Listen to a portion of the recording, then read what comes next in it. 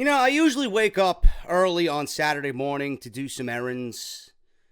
And I decided to go to the supermarket this morning. Apparently we have a snowstorm coming, about to hit the East Coast. Not much.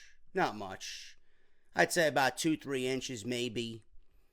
I look outside, nothing is sticking. I look at my car, there's a dusting on the windows. Not much.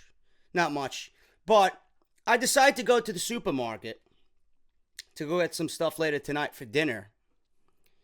And I walk in there around 9:15, 9:30, and I swear to God, it looks like the fucking apocalypse. Like, I'm talking to myself. I walk in, the Stop and Shop I go to, I walk in, the double doors open, and right in front of me is usually, like the fruit stand. They got blueberries and fucking cranberries and all this other berry, right? So I'm standing there, and then I proceed further into the store where like the fruits and shit are, the oranges, the apples, and then to my left, I look at the line, and I see that there's only like 4 tellers open, four registers open. So I'm like, oh, as usual, right? But the abundance of people waiting in line to pay for the fucking food that they want to purchase. Like, I swear to God, man, you thought that the city was going to have 30 inches dumped on it. Like, where is everybody going at 9:30 in the morning? Why is the supermarket so fucking flooded? You know, and it's not even fucking like people my age. It was like, it was the older people, right? Well, I don't know where all these people are coming from. We're getting 2 fucking inches, but you got grandma waiting online. Oh, I need to get the prune juice. Oh, dear, would you go get a little thing of applesauce? Where the fuck are you going? It's 2 inches on the floor. You need me to go shovel the fucking snow? I'll gladly do it for a fucking fee. Jesus Christ. And then when I get online, I gotta wait 20 fucking minutes because you gotta buy fucking applesauce. Jesus Christ. I wake up early, I get fucked.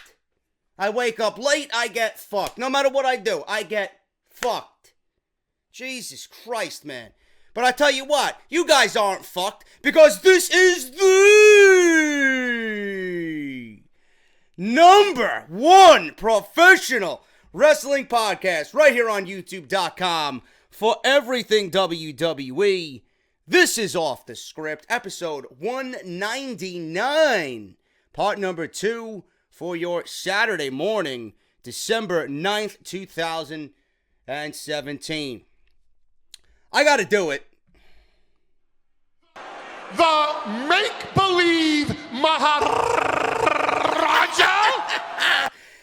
The reason why I play that is because last night, or actually today, while we were sleeping, Triple H was in the main event of WWE's live show in India, where he went one-on-one with the modern-day failure Raha, Jinder Mahal. Go buy the t-shirt. It's live on Barbershop Window right now, as you guys see right there, the newest design.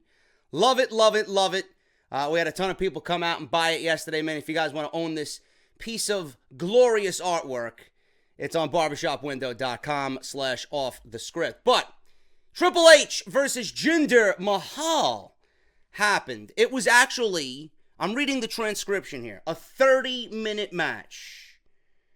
The fact that Triple H went 30 minutes is surprising in itself. He brought Jinder Mahal to a 30-minute fucking match? My God, man. The guy must have been blown up worse than Brock Lesnar in the first round of a UFC fight. Get the fuck out of here, man. Jinder Mahal, 30 minutes? I feel sorry for everybody over in India that had to sit through that garbage. Anyway, this is what is transcribed in the closing moments of this match. Jinder is preparing for the worst finisher in the history of the business, the Kalash. But the crowd distracts him. The crowd distracted him in his hometown, quote unquote, right?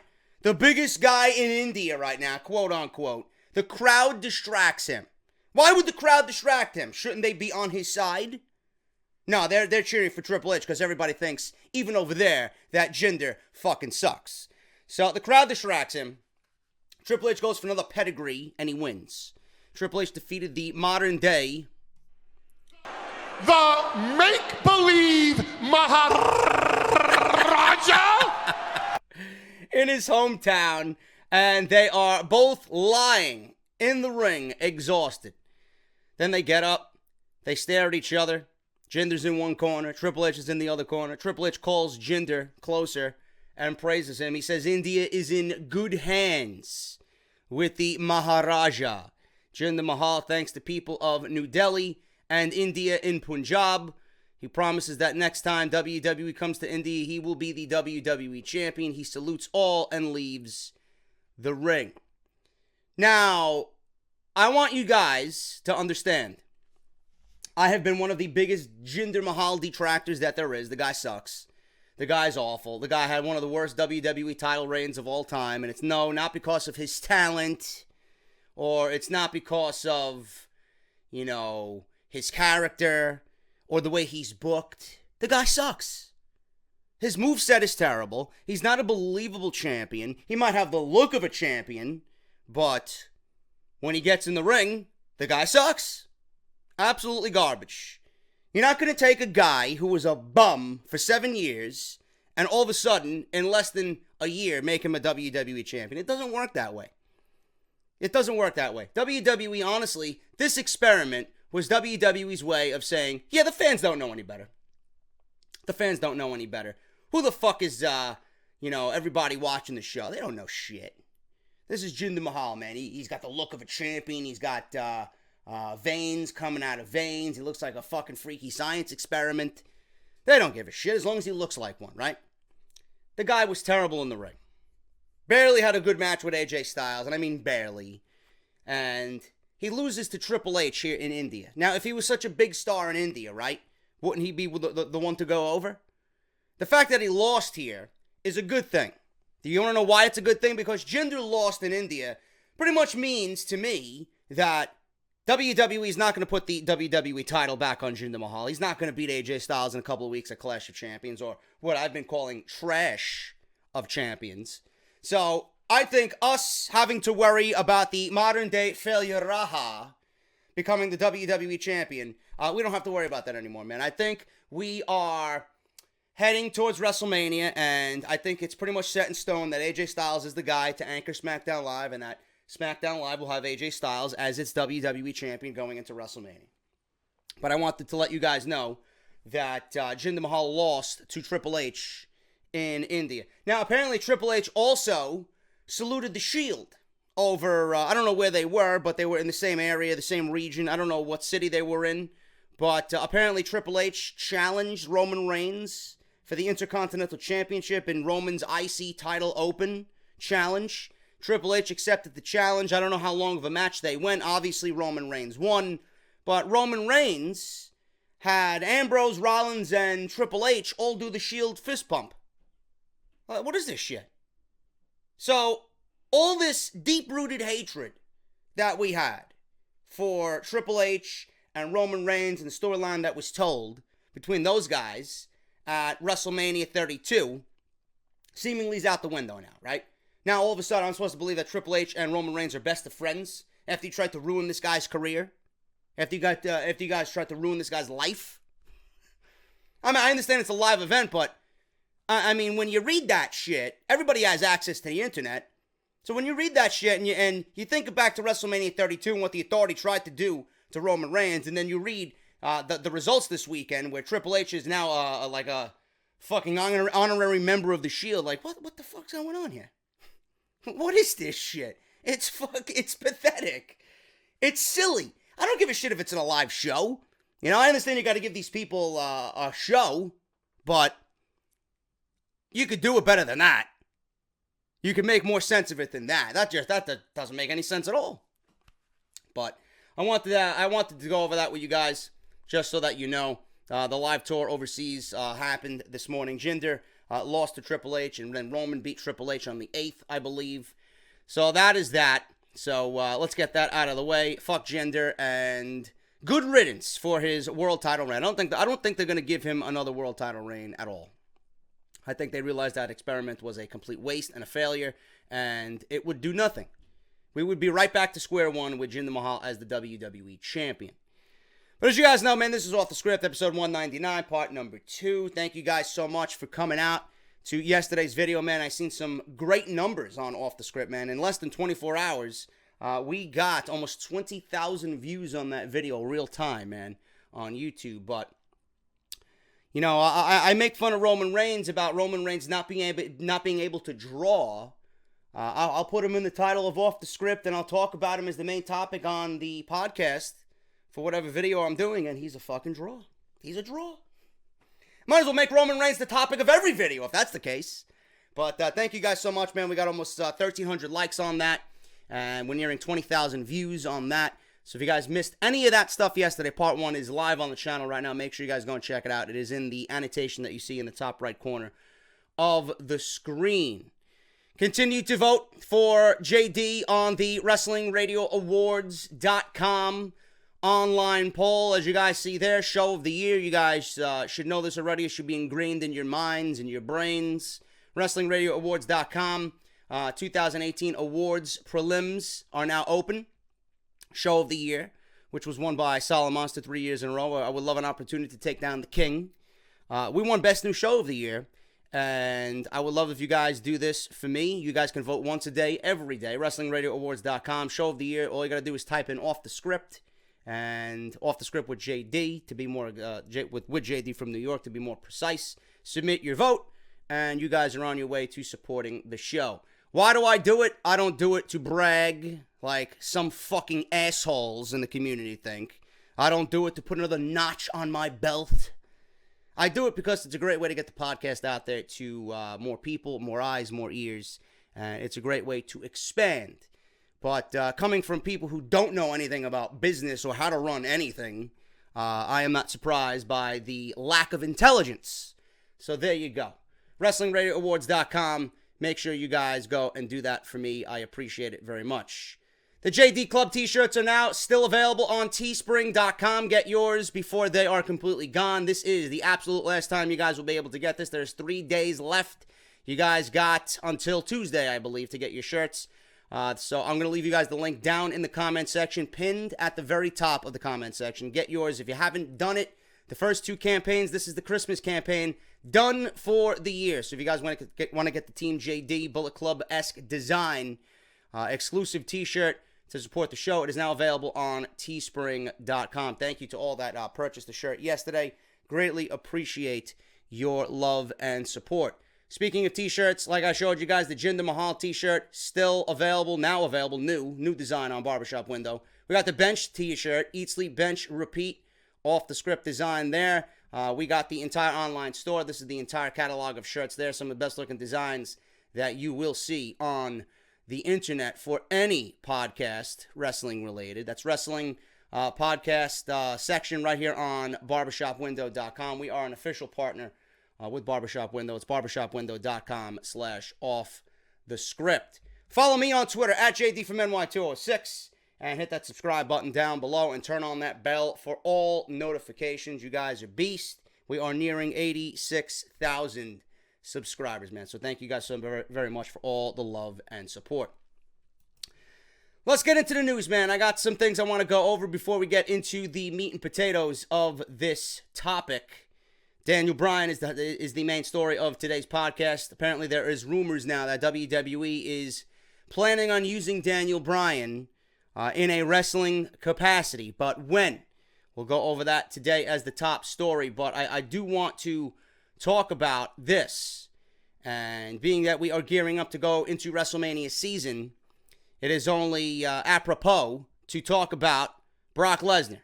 We all know that the WrestleMania main event is pretty much set in stone. Lesnar, Reigns, yawn, snore, put your head down on a pillow, take some NyQuil, it'll be over in the morning. Nobody cares. But the Elimination Chamber is coming up. Last year was a SmackDown pay-per-view. One of the best pay-per-views of the year. This year, rather. Was not last year. Might as well be last year. We're heading into 2018. This year. 2017 was the Elimination Chamber for SmackDown Live. Probably one of the best matches of the year. Probably will be in my top 10 for WWE at the end of the year. I have to comprise my list very soon of my top 10 matches for WWE. Most of them will probably come from NXT as usual.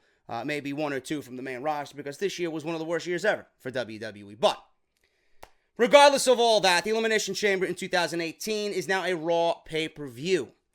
So, what does that mean? It means that A, the opportunity for SmackDown Live superstar to win the Royal Rumble is incredibly likely, and I'm hearing that WWE has already narrowed the Royal Rumble winner down to 2 SmackDown superstars. I don't know who those 2 could be, but one of them better be Shinsuke Nakamura. In fact, the winner of the Royal Rumble better be Shinsuke Nakamura. I don't give a shit who else you got named as a potential winner. There's nobody worthy of winning the Royal Rumble but Shinsuke Nakamura. Why? Because that would give him a direct ticket to AJ Styles land. That's what I want. I don't know who else they could be choosing besides Shinsuke Nakamura. Who's going to win it? Jinder? My God. Can you imagine Philadelphia if Jinder Mahal wins the Royal Rumble? I don't even want to think about it. But being that Elimination Chamber is a Raw pay-per-view, Brock Lesnar is the Universal Champion. We all know, right now, rumored, he is supposed to defend the title at the Royal Rumble. We don't know against who. It's WWE's job to pick an opponent. I gave you my fantasy booking on that. Some people talking about Cesaro. Some people talking about Seth Rollins. Seth Rollins is my choice. And you could use that as an anchor to turn Dean Ambrose heel. But we all know that Brock Lesnar, whomever he faces at the Royal Rumble, if it is a title match at the Royal Rumble, that he will most likely win and successfully defend the Universal Championship. He is not slated to defend the title at the Elimination Chamber. And he will not even be at the Elimination Chamber, according to this news report. An advertisement from the T-Mobile Arena let everybody know that a big presence will be missing from the show. Lesnar will not be defending the Universal title at the event. And this is the advertising note from the T-Mobile Arena in Las Vegas, Nevada. The Elimination Chamber will air live on pay-per-view from the T-Mobile Arena in Las Vegas on Sunday, February 25th, 2018. Fans will have the opportunity to see WWE Raw superstars battle inside 10 tons of unforgiving steel. You know what's unforgiving? Raw. Raw itself is unforgiving. At 3 hours, it's unforgiving every single week. Head-to-head, see Roman Reigns, Dean Ambrose, Seth Rollins, Finn Balor, Samoa Joe, The Miz, and many more clash at the Elimination Chamber. So that is the advertisement for that. It means that more than likely, when Lesnar is not going to be there, or if he's not going to be there, as according to this report, we will likely see the Elimination Chamber be a number 1 contenders match for the Universal Championship to find Brock Lesnar's opponent for WrestleMania, which will probably end up being Roman Reigns. That's what that means. So, obviously that's the best choice if WWE is sticking to their guns on this. Reigns winning the Royal Rumble would not make any sense if this is a Raw pay-per-view. Reigns winning the Royal Rumble in Philadelphia doesn't make any sense at all. Because if WWE wants Roman Reigns to be at an all-time high with fan support, having him win the Royal Rumble would eliminate all that.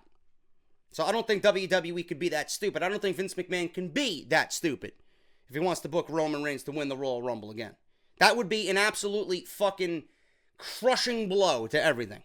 That would ultimately, you talk about this guy, 4 years being shoved down your throat, and nothing has worked. You really never want it to work again? Have him win the Royal Rumble. I'd laugh. I'd laugh at the sheer stupidity of these people for him to win the Royal Rumble. Go ahead, do it. Guarantee you. Guarantee you Roman Reigns' career will be dead after the Royal Rumble. I'll laugh. I'll fucking laugh all the way to the bank. But Reigns, I think we are sitting pretty with him not winning the Royal Rumble. You know, it's still there. You never trust these fucking people. But Roman Reigns will probably end up winning the Elimination Chamber, being that it is a Raw pay-per-view. Speaking of pay-per-views, WWE is actually discussing a major international pay-per-view in 2018. News broke a few weeks ago that WWE revealed their schedule for 2018. It looks like there could be another pay-per-view joining the sea of pay-per-views. Now, here they are wanting to cut down pay-per-views, and now the report is that they want to add another pay-per-view. But this is not coming from Meltzer. It's not coming from PW Insider. It's coming from James McKenna of Pro Wrestling Sheet. According to a report from Pro Wrestling Sheet and James McKenna, there have been serious internal discussions about WWE running a global warning pay-per-view emanating from Australia. This would be called Global Warning 2. For the fans that remember, WWE ran the original Global Warning in 2002 at the Colonial Stadium in Melbourne. The event drew over 56,000 people. Now, the report says from McKenna that WWE is looking to top the original in a big way. The idea right now is for it to happen in October at the Melbourne Cricket Ground. This happens to be an arena that holds over 100,000 people. Holy shit. This is something that I would actually love to see. If they're adding something like this to the pay-per-view card for 2018, or the schedule rather, I would love to see it. I love anything international because the fans over there usually don't get to see WWE all that often. Once a year for Australia, probably. So the fact that they would go back to Australia and give us a pay-per-view with a stacked card, and hopefully it is live on the network for us to see, no matter the time difference. I would love that, man. 100,000 people. The rabid fans in Australia. I love those crowds, man. Because like I said, they don't get the WWE product all that often. So, you know, the intensity and the hype and the fanfare, the excitement's going to be there. So I would love to see that, man. 100,000 people for an international pay-per-view, man. They better build that shit up big if they really want it to be special. That's a once-in-a-lifetime type deal, man. You don't fit 100,000 people inside a venue that's not Wrestlemania on an off pay-per-view, you know, in a random month. That's a WrestleMania-esque type plan there. So hopefully WWE goes ahead with that. I would love to see it. They want to bring back pay-per-views. You know, I'm still fucking here wishing they bring back King of the Ring. But this will do. International pay-per-view, Global Warning Part 2. 100,000 people in Australia. I'm on board with that, man. Let's make it happen. And I think that would be great to see, especially if it airs on the WWE Network. Speaking of the WWE Network, one of the reasons to buy the WWE Network or subscribe to the network is obviously every Wednesday with NXT. Apparently, on NXT this past week, which was a very good show, if you guys missed it, you got to go out and watch it. My boy Johnny Gargano, man, doing big things. Going to be the new NXT champion. I predicted that at the end of my TakeOver War Games video, my review. I said, with almost winning the title, he's going to need a babyface to go up against. Why not Gargano? And lo and behold, WWE's doing that. So, with the way that they're going now, I think Johnny Gargano is the best choice as far as an NXT champion, and I would love to see him take the belt from Almas in Philadelphia. But regardless of all that, there was a mystery debut promo on NXT. And at the end of this promo, it said soon. Had S and two clubs as the ace of clubs, as the O's, and then N, right? Everybody was like, who is it? Who is it? Who is it? People were coming to me, and I heard all various reports that, oh, JD, it's Shayna Baszler. Shayna Baszler? I understand she's the Queen of Spades, but I want to show you guys this NXT debut still shot. Does that look like Shayna Baszler to you? How does that look like Shayna Baszler to anybody? He's got big ears. He's got... I don't know, man. I really don't know. It looks like he's wearing a leather jacket. I don't remember Shayna Baszler wearing a leather jacket. She came out wearing nothing but a towel and her wrestling gear. But this looks like a male. This guy looks like he's got big ears. Looks like he's got short hair. And it looks like he's wearing a leather jacket. I don't think that looks like Shayna Baszler, bruh. I don't think that looks like Shayna Baszler. For everybody listening on iTunes, if you guys don't know what I'm talking about, you guys can go to WWE's YouTube channel and look at the incoming debut, mystery debut coming to NXT. It's right there on the channel if you look under the NXT section. I don't think that's Shayna Baszler, man. Some people are saying that it's Rockstar Spud. Some people are saying that it's Donovan Dijak. Maybe it is. I have no idea. I have no idea. I don't know what type of gimmick it will be with the Spades. Is it going to be Gambit? Is Gambit debuting with NXT? I have no idea, man. But Shayna Baszler is supposed to debut at this set of tapings. Within the next couple of weeks, Shayna Baszler is supposed to debut on NXT. But that does not look like Shayna Baszler. This very well could be Shayna Baszler, but it does not look from this still shot to be Shayna Baszler. This looks like to be a male silhouette. And it looks to be someone wearing a leather jacket. So I don't know what's going on with that. But there are reports right now that Dave Meltzer is saying that it is Shayna Baszler. He's confirming it to be Shayna Baszler. Now, others are saying that it's either Donovan Dijak, Rockstar Spud, or someone by the name of Axel Dieter Jr., who I have no idea who that is. Apparently, he was at some WWE live house shows for NXT. I don't know who he is. You know, I seen some still shots of him. He looks like Das Wonder Kid, Alex Wright. I don't know how well that's going to get over in NXT, but it doesn't look like Shayna Baszler to me. Donovan Dijak, maybe. Rockstar Spud, maybe. But I heard Rockstar Spud was going to 205 Live. How good can Rockstar Spud be in NXT? That's probably the right fit for him. Because I feel like if they put him on 205 Live, it's going to be nothing but comedic garbage. But we'll see who it is, man. According to Dave Meltzer, the mystery person is confirmed. He's confirming this to be Shayna Baszler. Shayna Baszler uses the Queen of Spades nickname, which seems to be an obvious reference to the spades at the end and the word soon. Also, Shayna made her debut at the most recent NXT taping, attacking Kairi Sane. Oops, spoilers.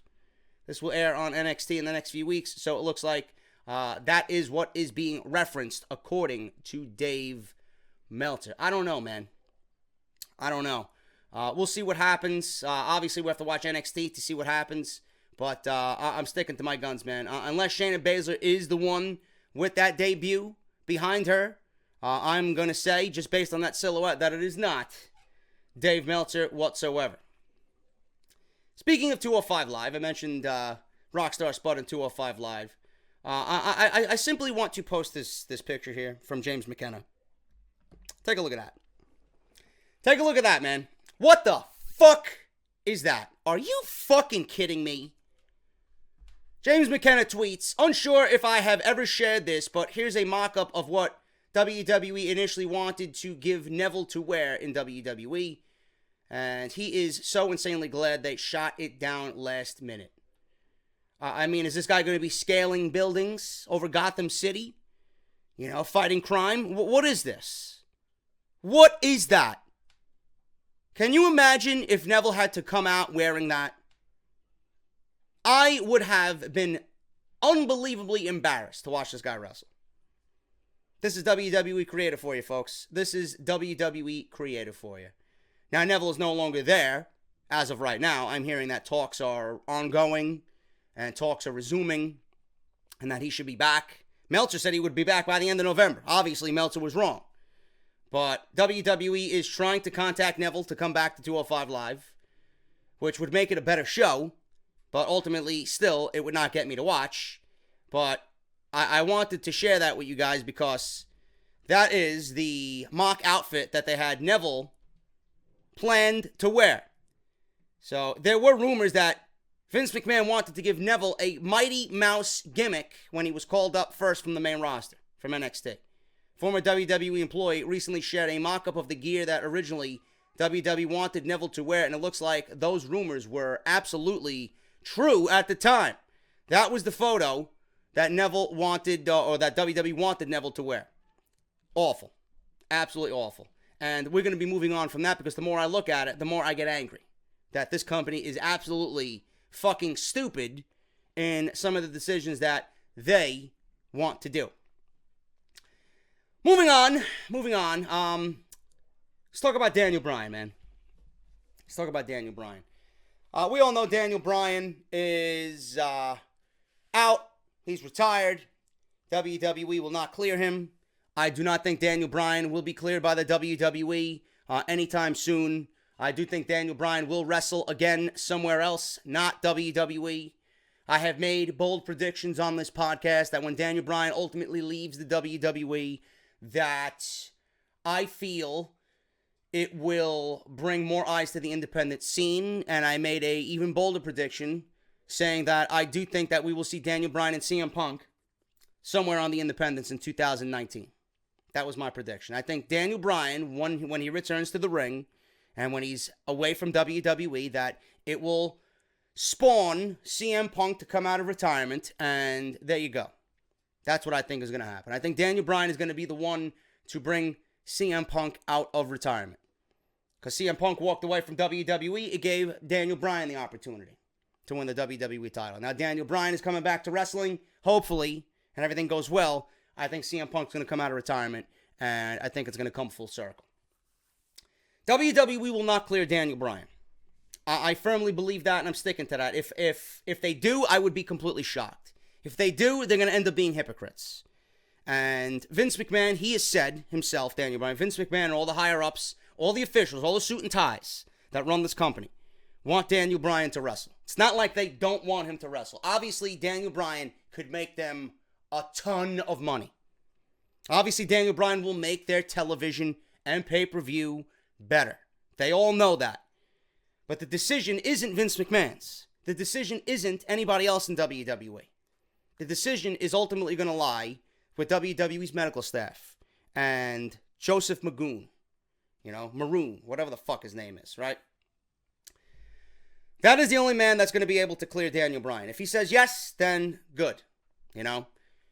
I do think that Vince McMahon would rather have Daniel Bryan under his watch instead of him going to New Japan and risking his life, or Ring of Honor and risking his life. I do think Vince McMahon would rather have Daniel Bryan monitored under his medical staff and under his supervision. That much I am pretty certain about. But the only reason that WWE will clear Daniel Bryan, the only reason, the only way WWE would clear Daniel Bryan, and this to me is not really, something that hasn't been talked about. The only reason why WWE would clear Daniel Bryan is for the simple fact that they don't want him to go anywhere else. They're going to drag this out. It's like a chess match. Daniel Bryan obviously has made it well known that he wants to wrestle. And he is going to continue to do whatever WWE asks. He's going to continue to get paid. He's going to continue to do his job on SmackDown Live. And as each month goes by, and as each week goes by, when we get closer to his contract coming to an end in September, WWE, I feel, is going to lessen their grasp or loosen their grasp on Daniel Bryan not wrestling. The only reason that they would allow him to wrestle, it's going to come down to a executive decision. Do they want this guy to go somewhere else and risk his life under someone else's supervision? Do they want his talent and his capability to go somewhere else and give another promotion that much more exposure? Because WWE doesn't want that. Or will they wait this out to see what Daniel Bryan really wants to do and clear him at the very last minute, sign him to a new deal, and then allow him to wrestle under a limited schedule? I think it's going to be a wait-and-see game. But according to reports right now, WWE wants Daniel Bryan to wrestle by Summerslam 2018. Now, ever since he announced his in-ring retirement in February last year, there's been a lot of talk about Daniel Bryan possibly reversing that decision and wrestling once again, either within the WWE or with New Japan, Mexico, CMLL, or Ring of Honor. It's well known that his current WWE contract expires in September next year, and it's also well known that Bryan has a desire to wrestle in the ring again, after receiving clearance by several doctors across the country, but not WWE doctors. SmackDown general manager will likely wrestle again in the near future. While in the past week or so, news has emerged stating that WWE doctors have cleared Daniel Bryan to wrestle again, which according to reports appeared to be false, some other major news has been revealed about his future with WWE. Bryan wants to wrestle for WWE again. He said this on Sam Roberts. He wants to wrestle for WWE. If he had his choice, his first choice is WWE. So that's why he's waiting. That's another one of the main reasons why he's waiting. This would be an ideal fit for both parties if it means Bryan gets to stay with WWE, and then WWE obviously would not lose the services of Daniel Bryan. He is one of the best wrestlers in the world. No matter what people think, this guy was the man to take John Cena's keys to run this company.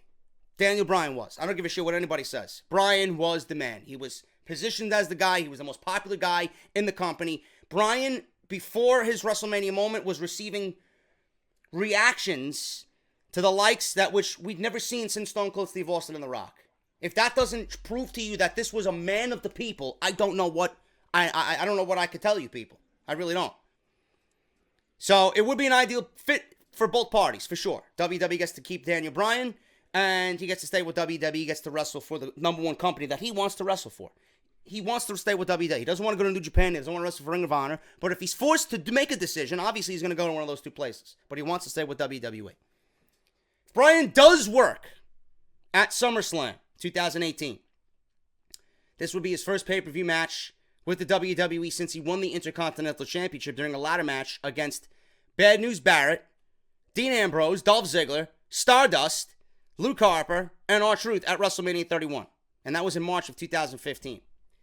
As for a possible opponent for the show, Shane McMahon could be the superstar to face him after recent disagreements on SmackDown television and how the show should be run. For the time being, Bryan isn't currently cleared by WWE to wrestle for them again, but if he's cleared at some point in the future, there's going to be one big pop when he steps into the ring for the first time in over a year with his wrestling gear on.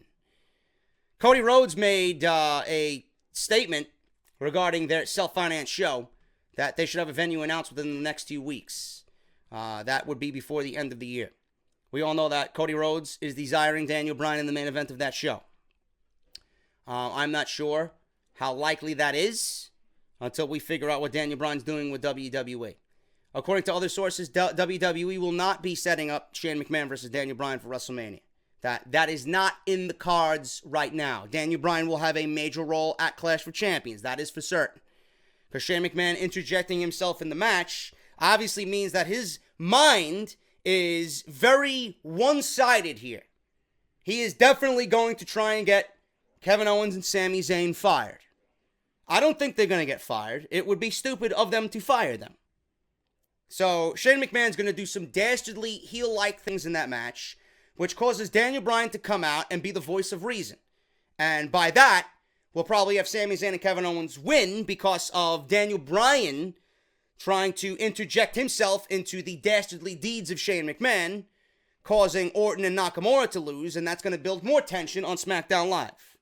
So they're planting little seeds here and there with more tension for Daniel Bryan and Shane McMahon, but I don't think it's going to result in a match at WrestleMania. So we have to see what happens with that. But Daniel Bryan wrestling in WWE by SummerSlam 2018. WWE wants it, and like I said, it's going to be a chess game up until August of 2018. I don't think it's going to happen because of everything that I heard and read over the past year and a half. I don't think it's going to happen. If WWE goes back on everything that they've said, they would look very hypocritical.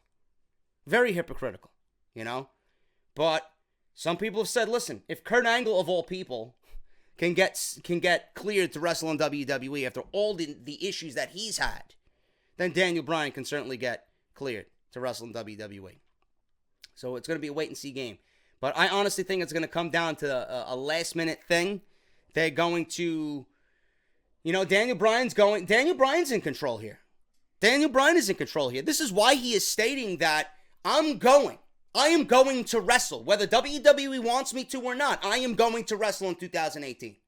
And if he keeps saying that, and we get closer and closer to September, and WWE realizes, well, we're going to lose Daniel Bryan, we're going to do something, and we don't want to lose him, do we clear him on a limited schedule, a Brock Lesnar-like schedule, or do we give him an opportunity to walk and do what he has to do? Is Vince McMahon going to allow that? Is Vince McMahon going to want him to wrestle somewhere else under someone else's supervision? Because Vince wants him under his company, watched by his medical staff. I don't know, man. This is a very, very big topic.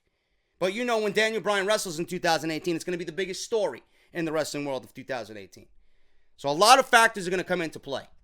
But it's going to come down to a last-minute decision. Do I see it happening in WWE? No, I would be shocked. Would I be happy? Yes. Shocked? Yes. Do I think it's going to happen? No. I think he's either going to Ring of Honor or New Japan. But we'll see what happens, man. Bryan, the GOAT in WWE 2018, I can only hope. Speaking of 2018 and WWE, Ronda Rousey is finalizing her deal with WWE, and they are very close to terms on reaching a deal. It's actually happening. Ronda Rousey is coming to the WWE. Now, USA Today reports that while details are being finishing up, the source wanted to remain anonymous because the deal has not been made public as of this writing. It's well known by now that the latest angle involving Rousey took place where Rousey came to Shayna Baszler's support in the second round of the Mae Young Classic on the WWE Network. In the segment, Baszler celebrated with Rousey and MMA teammates Jessamyn Duke, Marina Shafir. Baszler was recently signed to WWE and will be placed in NXT. There's speculation that WWE is going to have a 4 horsewomen match at WrestleMania. It was supposed to take place at Survivor Series, but it did not. Now they are planning it for WrestleMania. It's also being reported that Rousey, instead of that, could be looking at a singles match at WrestleMania. If WWE doesn't want to go through with that, they could give Rousey a singles match at WrestleMania in New Orleans at the Superdome. Now, likely opponents for Ronda Rousey. Stephanie McMahon, I don't give a shit about that match. That would be a complete waste of everyone's time. Now, I also have heard reports that WWE, Vince McMahon in general, is looking to sign a bunch of legends for WrestleMania. Because, you know, he wants to make WrestleMania the biggest of all time. I'm hearing that Vince McMahon wants The Rock. And I read that Vince McMahon could use Rousey as a hook, line, and sinker to get The Rock back to WrestleMania. And we could relive, ultimately, what happened in California at 31 with The Rock, Rousey, Stephanie, and Triple H. And that tag team match could be brought back to life. I'm also hearing those rumors. Those are very light rumors, but rumors nonetheless. It's being talked about. I'm also hearing Batista coming back to WrestleMania, and I'm hearing WWE would like to pair Batista with Goldberg. Again, I don't give a shit about that. I was on one of Good Mike Works live streams, and I'm like, well, Braun Strowman doesn't have an opponent for WrestleMania. Why don't we do Braun Strowman versus Batista? That would be an intriguing match. You know, Batista comes back and he puts over the Monster Among Men, the Animal versus the Monster. You know, it's got a nice little tagline to it. But that's neither here or there. Rousey, Stephanie McMahon, no, I don't think anybody wants to see it. That tag team match with The Rock and Triple H, I think that would be a highlight of the show. But not really something I'm going to reach out there for and really care for. Charlotte, don't really give a shit about that either. Now, one of the other major rumors about Rousey having a singles match would be against Asuka.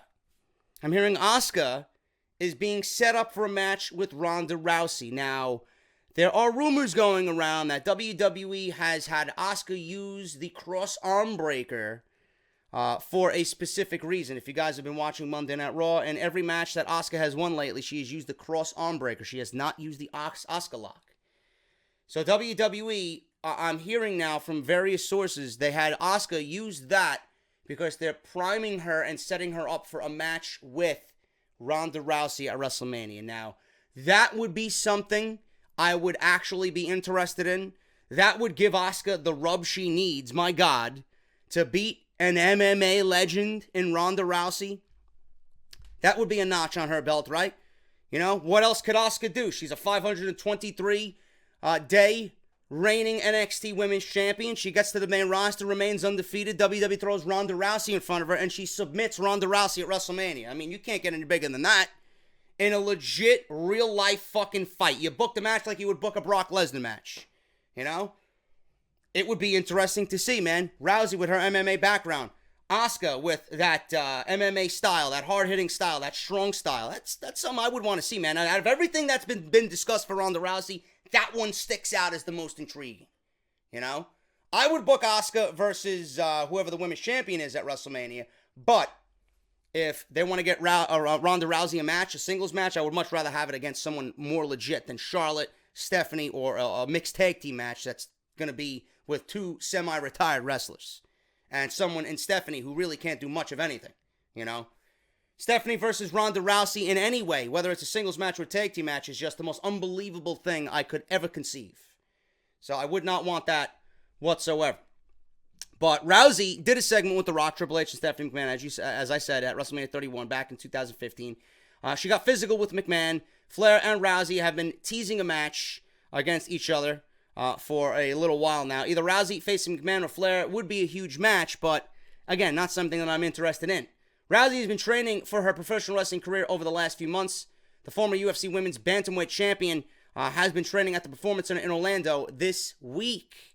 Asuka, as I mentioned, has recently changed her finishing hold from a chicken wing Asuka lock to an armbar cross arm breaker on television. To some, this might look like a small altercation, but since Rousey is known as the armbar master, Dave Meltzer noted in the latest issue of the Wrestling Observer newsletter that it could turn into something more.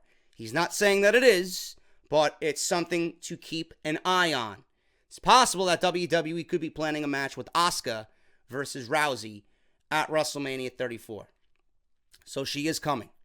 She is coming. We don't know what WWE will do yet, but she is coming, and her deal with WWE is on the way. So we know Shayna Baszler's in. Ronda Rousey is like 98% there. We'll see what happens, man. I'm not hearing anything about Marina Shafir, which she's married to Roderick Strong, and Jessamine Duke. I have not heard anything about those women training or anything about them having a WWE contract. So right now it's only about Baszler and Rousey, but we'll see, man. We'll play it by ear. We'll take it month by month as we get into WrestleMania season. Rousey is coming, and that is the latest on Ronda Rousey. Speaking of WrestleMania 34, we have Jericho at Wrestle Kingdom 12. We all know that, against Omega. It's going to be Alpha versus Omega. Jericho and his WrestleMania plans may not even be there. Jericho may miss WrestleMania 34. In fact, he's missing the Royal Rumble as well. Chris Jericho is one of the busiest men in all of the industry. He doesn't have some type of teleporter, and he can't jump into any WWE event and just be there and miraculously do his Fozzy stuff at the same time. Now, if that was the case, if he had Stewie Griffin build him some fucking time machine, then he would be at the Royal Rumble and WrestleMania. But as of right now, it looks like Chris Jericho will be missing two of WWE's biggest pay-per-views of the year because of his commitments to Fozzy. The Royal Rumble is scheduled to be in Philadelphia next year on the 28th. I am trying to be in Philadelphia that Saturday into Sunday for the festivities. So I'll see what happens with that. I might have a meet and greet in Philadelphia. I'm not really sure, but we'll see what happens. I got to make some plans, and I got to talk to certain people and see what's going on. But on that same night, on the 28th, Jericho and Fozzy are booked to play the Olympia in Paris, France. Therefore, he will not be expected to be at the Royal Rumble. He will not be a surprise entrant in the Royal Rumble. On the same note, WrestleMania will be in New Orleans on April 8th. On the same night, Fozzy is scheduled to play at Wally's Pub in Hampton Beach, New Hampshire. With such a busy schedule for Chris Jericho, I don't know when his next big show will be, but knowing Jericho, he might have a surprise up his sleeve when we least expect it. Maybe something gets moved around, but as of right now, reports are saying that Jericho will miss the Royal Rumble and WrestleMania 34.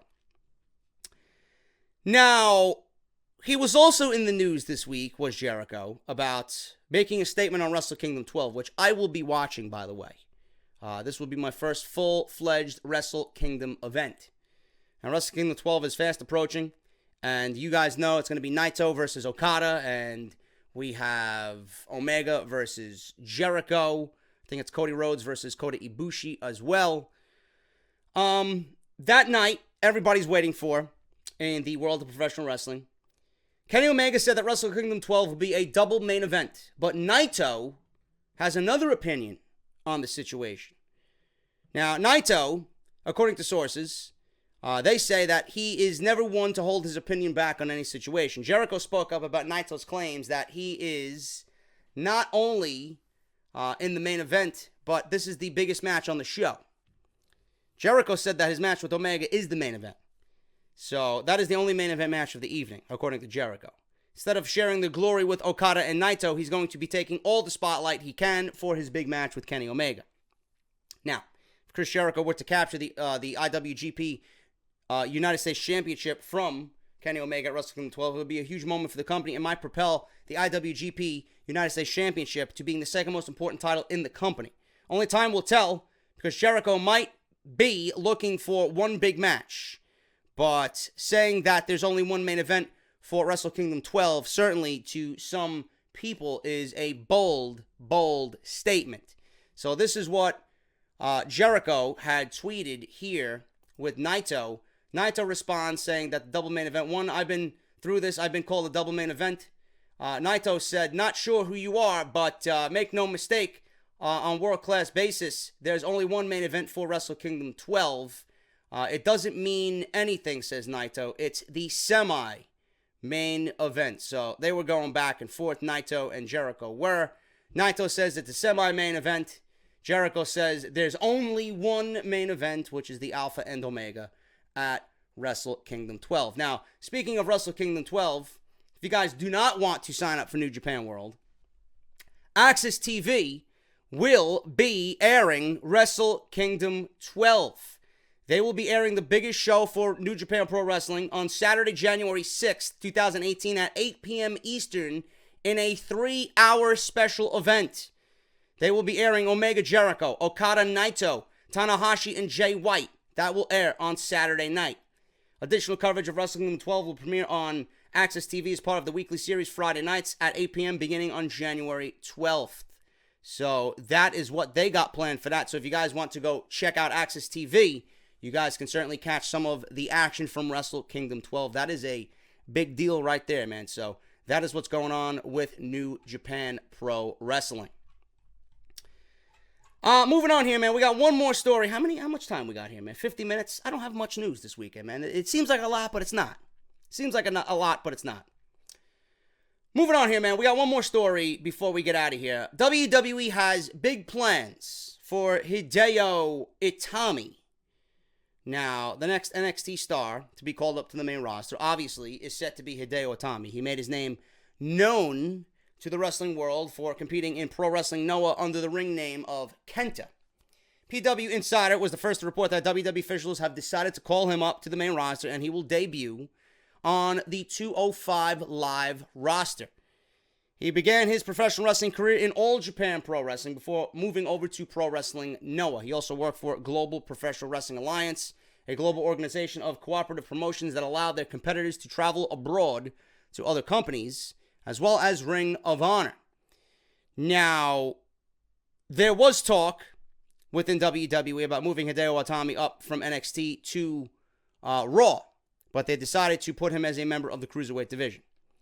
Now, with Itami, if you guys know the story about Hideo Itami, he has been one that has had bad luck on his side. He entered the Performance Center in 2014, had a tryout, they signed him, they made a big deal about him, and that was on July 12th in Osaka. And he relocated to Orlando to resume his training at the Performance Center.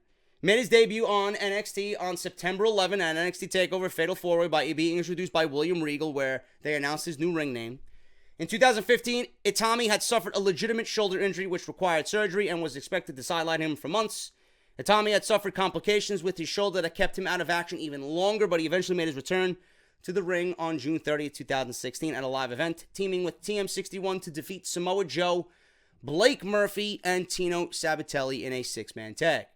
Over the last few months, he's not been used on WWE television as much. In August, he demanded respect from the fans, which led to a match with Aleister Black. He obviously lost to Aleister Black with Black Mass. This led to a match with the two, where they went one-on-one at Brooklyn 3. Dave Meltzer reported in the latest edition of the Wrestling Observer newsletter that Itami is expected to be pushed heavily on 205 Live as their new big star. The plans are for Itami and Enzo to be the anchor in early 2018 for WWE 205 Live events. This is not what WWE needs. I don't see Enzo as an anchor for anything. In fact, I wish Enzo would sink to the bottom of the ocean, never to come back up. Enzo sucks. He's not getting anybody to watch 205 Live. He's making a joke and a mockery of the championship. He generates no interest at all. If there was interest from Enzo Amore or interest from fans on Enzo Amore, I would be watching the show. That's how much I care so little for Enzo Amore. He's not what I want to see when it comes to 205 Live. What I want to see from 205 Live is what we've seen on Monday Night Raw. I said this yesterday in part 1. 205 Live needs to be built up as a work rate brand.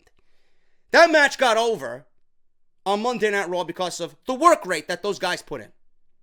Now, Hideo Itami needs to be a part of that group of guys who are going to go out there and work and get over based on their work.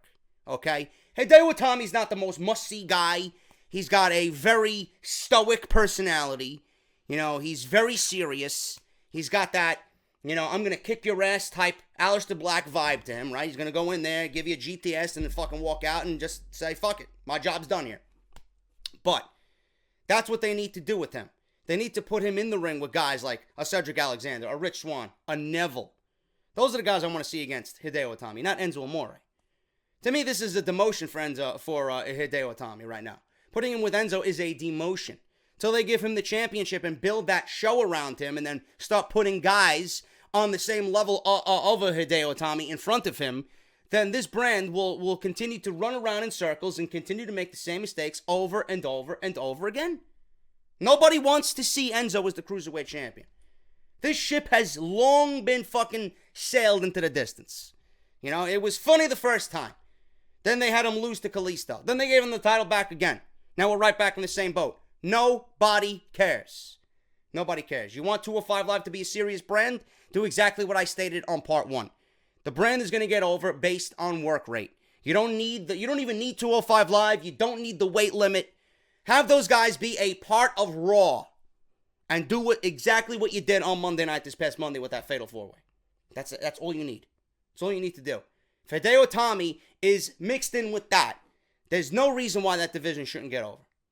But Hideo Itami, some people see this as a demotion. They're going to be pushing him big. But how long is it really going to last? How much talent is going to be there for Hideo Itami to run through before there is nobody left? You know? This is a very, very scary time for 205 Live. Because they're bringing up Hideo Itami and now they're touring. I mentioned this yesterday as well. Who's to say they're not going to bring up a Johnny Gargano and put him on 205 Live? Gargano's worth more than 205 Live. Who's to say they're not going to bring up an Aleister Black? Who's to say they're not going to bring in Ricochet and put him on 205 Live? All because they want to make 205 Live a touring brand now? Come on, man. These guys are worth so much better than that. If that's the case, it doesn't need to be consolidated under its own bubble. Those guys, those types of guys that I just mentioned, have to be exposed to a much wider audience. You're not going to put those guys and confine them to the cage without letting them roam free. I'm sorry. WWE just does not know how to handle the cruiserweight division. And it's apparent with the news that they want to go live, tour, and with Itami going one-on-one with Enzo. I mean, that is a mismatch if I've ever seen one. I don't get it. But they got big plans for Hideo. I'm hoping that he comes out of it okay. Because I would hate to see him leave, man. He's a quality talent. He's got a great upside. And putting him with Enzo, I feel like is just going to kill all his momentum. I really do. But hey, right? WWE, you know, you want to call out a WWE superstar on Twitter. The number one comeback from any WWE superstar on Twitter is, well, I'm making money, so shove it. You know? I got 4 houses, so who are you? You Mark? That's all they give a shit about. Hideo Itami may be making money, but in the end, you know, Neville was unhappy. With all the money he was making, Neville was unhappy. He walked out. It's about creative. You know, you can't talk about being, you know, a successful superstar and have all those kinds of money and then, you know, come out and make fun of the fans. We know deep down you're not happy. Just listen to Dolph Ziggler on Edge and Christian's podcast. You know, he's tired of losing. He's tired of losing. He knows he's that good, and he's tired of losing. People have already cast him off as the guy who loses. Go listen to what he said on Edge and Christian's podcast. Now he's come to a decision where he continues to berate creative. Listen, even Vince and everybody in the back, the agents, I gotta win. I gotta win. I gotta have some wins under my belt. But now it's too late. Because they used him in that role to get everybody else over, continuously losing. But wins and losses don't matter in WWE, right? But for Dolph Ziggler, they do matter now because you've done it way too much. And now people don't find him a legitimate fucking threat anymore. So now he's come to the decision, very soon he says that he may be walking away. He may have to hit that refresh button. He still loves the business. He still wants to do more in the business. But you can't have, you know, this type of shit happening over and over and over again. It's going to kill everything. So I'm hoping that Hideo Itami is set. And I hope that he does well here. Otherwise, he's going to follow the same path as Neville, and then he's gone. He'll be gone. 205 Live needs to be changed, and WWE's going about it the completely wrong way. That is my thoughts on that, man. That is off the script today. Sorry for the late upload. I had a lot to do yesterday, and it was not being able to get recorded last night, so I had to do it this morning. But thank you guys so very much for everything. Hit that thumbs up, and I will see you guys back here tomorrow for part 3 as we close out the weekend. I got all the news you need for Woken Matt Hardy. What is going on with Woken Matt Hardy? What is the creative direction behind Woken Matt Hardy? Is Vince McMahon behind the Woken brilliance? So we'll do that tomorrow, as well as your social media segment. Look out for a tweet today for the social media segment to get your questions in for the podcast. Other than that, thank you guys so very much. I am JD. Hit that thumbs up. Follow me on Twitter at JDFROMNY206. Hit that subscribe button down below. Make sure you guys get your merchandise, your JD shirts, your Jinder Mahal bench t-shirts, barbershop window. Thank you guys so very much for all that. I am JD. I'm getting out of here. Enjoy your Saturdays, and I will see you all tomorrow morning for part 3 of Off the Script. I'll see you guys later.